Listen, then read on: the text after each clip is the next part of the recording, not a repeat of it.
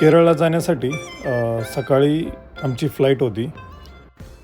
सकाळी लवकर उठून कॅब बुक करून आम्ही एअरपोर्टच्या दिशेने निघालो.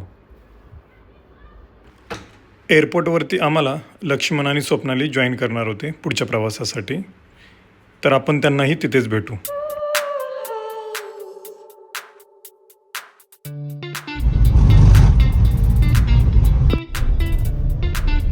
लक्ष्मण आमच्या अगोदर पोहोचला होता. तो आमचा वेट करत होता. भेट झाल्यानंतर सिक्युरिटी चेक इनसाठी आम्ही पुढे निघालो. थोड्याच वेळात फ्लाईटची अनाउन्समेंट झाली आणि आम्ही फ्लाईटच्या दिशेने निघालो. फ्लाईटमध्ये बसल्यानंतर 1 तासाचा प्रवास कसा झाला हे समजलं नाही. लगेचच पायलटनी अनाउन्समेंट केली, 10 मिनिटांमध्ये आपण बँगलोर एअरपोर्टवरती लँड करणार आहोत. बँगलोरला पोहोचल्यानंतर लगेच कॅब बुक करून आम्ही हॉटेलच्या दिशेने निघालो. हॉटेलला पोहोचल्यानंतर काही वेळ आराम करून आम्ही कार पिकअप करण्यासाठी निघालो. ते उठल्यानंतर आम्ही हॉटेलच्या बाहेर पाहिले तर हा मस्त असा सीन आम्हाला सकाळ सकाळ पाहायला मिळाला.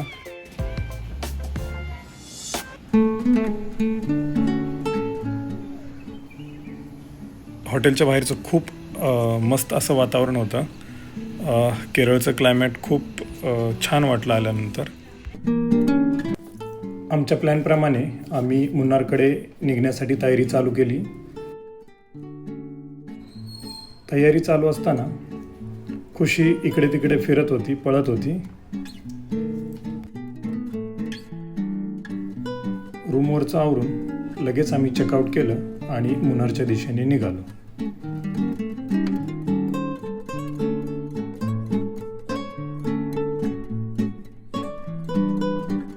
सकाळी 10च्या आसपास आम्ही निघालो आणि आता मुन्नारच्या दिशेने आमची ड्राईव्ह चालू आहे. जसजसा मुन्नारकडे आमचा प्रवास चालू होता, रस्त्यामध्ये येणारे सीन, रस्त्याच्या बाजूला असणारी घरं, खूप असं मनाला प्रसन्न करणारं वातावरण. ठिकठिकाणी रस्त्याचं रुंदीकरणाचं काम चालू असल्यामुळे गाड्यांच्या खूप अशा मोठ्या रांगा लागत होत्या मागे.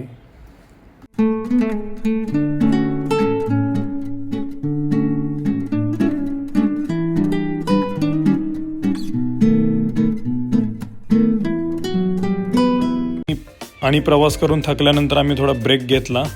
त्याच्यामध्ये आम्ही चहा वगैरे घेतला तिकडे आणि पुढच्या प्रवासासाठी मग आम्ही निघालो. पुढचा प्रवास आमचा तिथून साधारणपणे 30 किलोमीटर पुढे राहिला होता.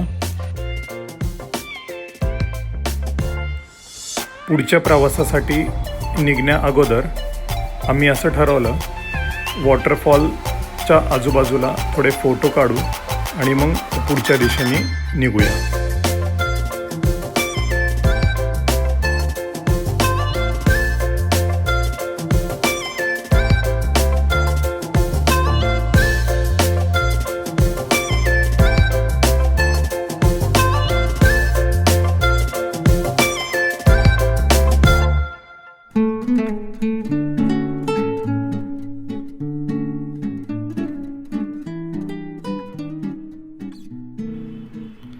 रेनी सीझन संपला होता.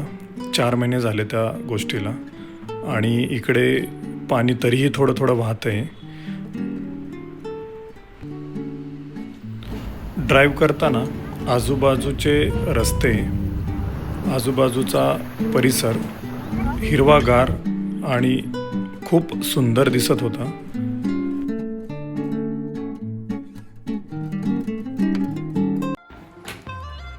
रोडवरती बोर्ड पाहून फार्ममध्ये जाण्याचा आम्ही निर्णय घेतला.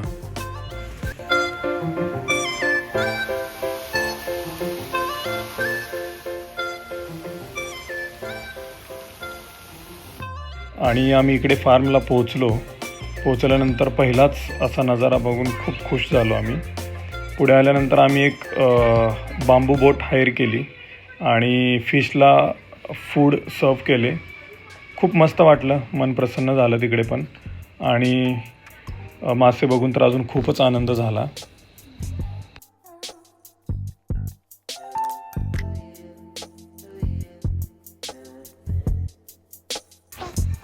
आणि मलाही मोह आवरला नाही.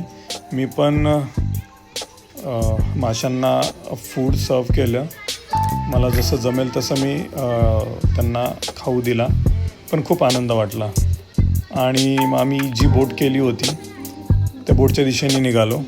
तर आत्ता आम्ही बोटमध्ये बसणार आहोत. ही बोट घेणार आहे आणि नाही हे नाही आमच्यासाठी ती बोट येणार आहे.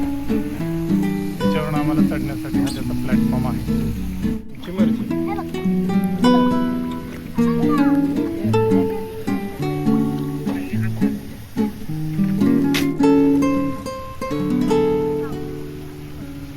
बोटचा प्रवास सुरू झाला आणि मासे आमच्या बोटच्या मागे मागे फिरत होते.